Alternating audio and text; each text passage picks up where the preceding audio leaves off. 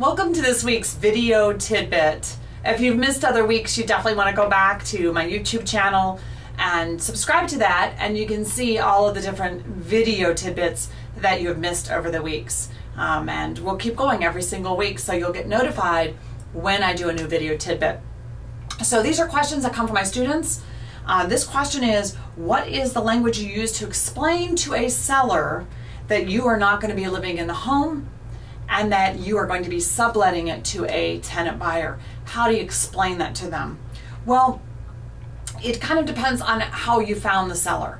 If I go through a real estate agent and made my offer, which I find many of my sandwich lease options from, they already know I'm not going to live there, because when I send that proposal in my Working with Realtors course, the proposal states my company name. So they know a company is not going to be living in the home. But I don't say, hey, guess what? I'm going to sublet it to a tenant buyer, who doesn't have very good credit, and then I'm going to help them repair their credit. I don't go that far with it.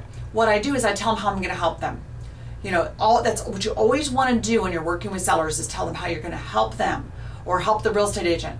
I'm an investor and I'm looking for some properties that I can purchase on an investment basis. I don't say I'm a real estate investor because we don't have a good reputation amongst real estate agents or amongst sellers. So I'll say, I'm looking for some investment property because the market's so great right now, or something like that, where it would put the language in a different way that implies I'm not going to live there, but I don't have to say I'm going to sublet, because subletting is also a bad word. So what I'm going to tell them is how I can help them.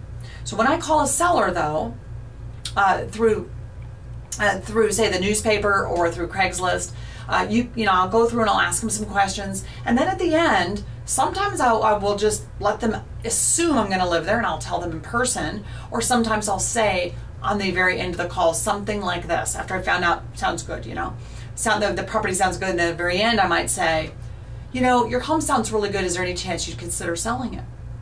And then I shut up and listen. They say yes. I say, well, I'm an investor and I'm looking for some properties in this area, some good homes in good neighborhoods.